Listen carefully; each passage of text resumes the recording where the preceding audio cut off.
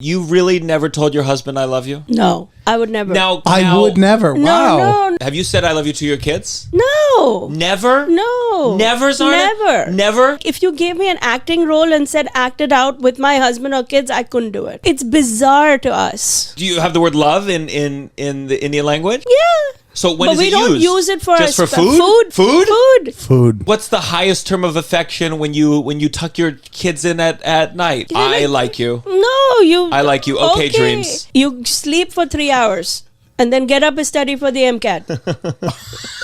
I will make chai for you. That's the term of endearment. There is a lot of love. It's not like the love isn't there. The love is there. We just don't say I love you. I wish my mom was Indian, so she had I had an excuse for why she's never said it to me.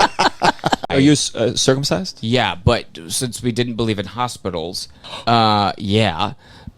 just went to a Jewish temple in Ohio. And it was the rabbi's first time doing it, is what I'm told. And he had too much ceremonial wine. And he started just like freaking out. He was like, I'm just too nervous to do this. He got halfway through. And it's Ohio. So there's not a bunch of Jewish temples on every corner. So they drove 4.5 hours to another temple to finish and you're halfway the job. hanging off? Halfway? No, it's all off now. No. But like then. But like, yes, you then, were like, then. Or I wasn't saying is it halfway off now? No, yeah, and I'm not screaming.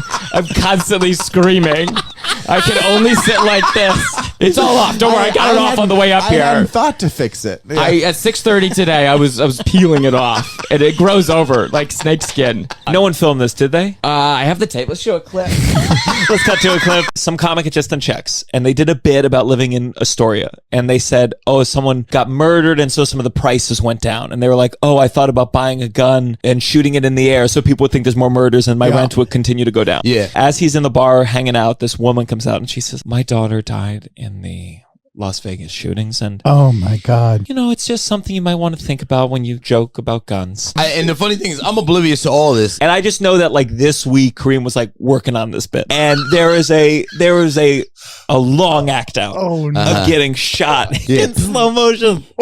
And she went back inside, and I didn't even go inside. I just wanted to sit. Gianmarco, you could have prevented her You from would've the back watched of the the room. chaos. And sure enough, within 4 minutes later, she comes storming out. She wants to talk to the manager, and this manager, you couldn't get money back from him if you had a gun. Well, it's a tall order to go to a comedy show in America and be like, can't mention guns. My girlfriend has the cilantro allergy. Yeah, it tastes like soap in her mouth. Mm-hmm. My fiance, same thing. I'd never heard of this. It is very challenging. We just had another meal recently. We got the soup. There was cilantro all on the top. She had asked for no cilantro. They said, don't worry, no cilantro. So she said, can we take this? So they go back. They skim it from the top of the soup. There's still cilantro in it. So then they bring it back. And then she tastes it. There's still cilantro. And they go, okay, we'll make a new bowl. And then it comes back. And then there's an egg dish at the bottom with some cilantro in it. And I watch her when she's taking a bite of like a new dish. And it's like this. She goes, and I'm watching like, please, dear Christ, like a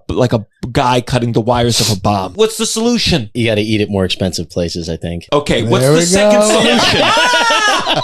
I got a text. I was in an Uber. I got a text from her, and it was a picture of red panties. And she said, want to explain what this is? The only thought that I had in my head is that I had in the past, when I lived in Harlem and I was a single bachelor, that sometimes women left their panties. It happens. And I didn't know, I always was confused by it. I didn't know if it was like a Cinderella thing. I like bring it around Bushwick, find the matching smell. Mm-hmm. But the thing is, I held on to these panties. It felt they were the nicest thing I owned. It was hard to imagine throwing them away. Maybe there was one more pair, but then I assumed that we do our laundry, we send it out, it gets brought back. So it was in the laundry bag that she had sent out and brought back while I was away. I'm like talking to her, and we're like talking through this. Suddenly, the Uber driver goes, hey, I'm sorry to interrupt, but that does happen sometimes. Where the laundry comes back, and you get some clothes. Yes, that sounds so. You common. get, and he said panties specifically, and so that really clears it up for Tova's like, okay, now we're good. The Uber driver agreed with you. The person you're about to tip. You know, yeah, in the person 20 I'm about minutes, to tip. trusts He's you. winking at me like we got each other. I need you to answer the phone for me after this. I had a friend who was deep in soccer, and I will never forget. Like he played soccer at Stanford. He's balls deep in soccer. Balls deep in soccer. And I went to so many musical theater programs. I was in a lot of like gay environments where the majority of the people there were, at least the men, were gay.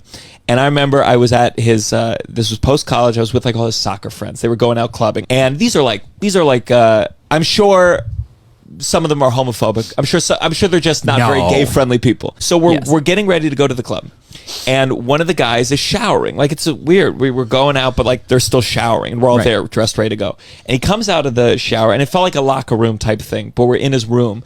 Everyone's dressed, and he's just naked, just like standing like this. And we're just like chatting it up for 45 minutes. And I just felt like, that's weird. The most homoerotic thing I've ever been a part of. Mm-hmm. And I was in a chorus line. I went back into the closet to teach. When you went to college, did you go like, oh, if I'm going to be a teacher, I'm not going to... It wasn't that I said that to myself. It was told to me. Really? Like, point blank. Really? Oh, yeah. In the program, like, you don't let your personal life out. That's a really hard thing. Like, to walk into all your colleagues' classrooms and they have these pictures of their wives and their husbands, like, out on display, and yours is at the bottom of a cabinet at your desk because it can't be out there. Like, that shit'll eat you up. No one's ever saying, we're trying to have gay teachers on day one say I'm gay, I put dicks in my asshole. No one's doing that. But D like, is for dicks. right. But can we just do what everyone else does and it's like not a thing? Were your parents into all this stuff that you were doing? Were they like, oh, cool, what's beatboxing? No. I remember I would be like... I remember like 3 years into beatboxing, like I'll just beatbox very quickly, but I would be like in the kitchen, like I was like practicing, and I'd be like,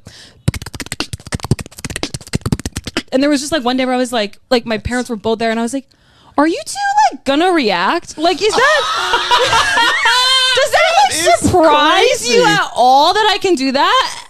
I was like, listen. They're like nothing, like, because I would do that all the time. I love the idea of your immigrant parents in the kitchen, and you make that noise, and you're like, could I get a wow? All those noises, so many noises, and then you're just like, are you? And they're like, sweetheart, it's not the variety of noises. So we did this exercise, autobiography, where you read an autobiography and you became that character. So I was really into Daniel Day-Lewis at the time.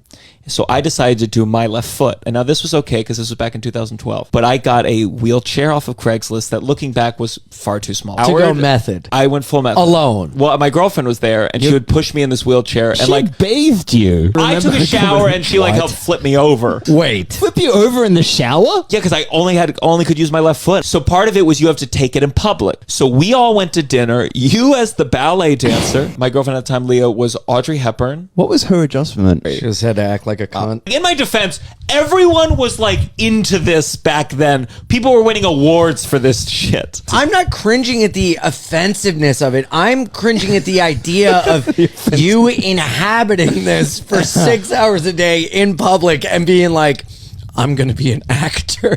But this is... He said, if you wanted to go up and, like if you want to go up drastically in size, that's a different conversation. And I was like, no, doctor. And then by the surgery day, I was like, I mean, we can like...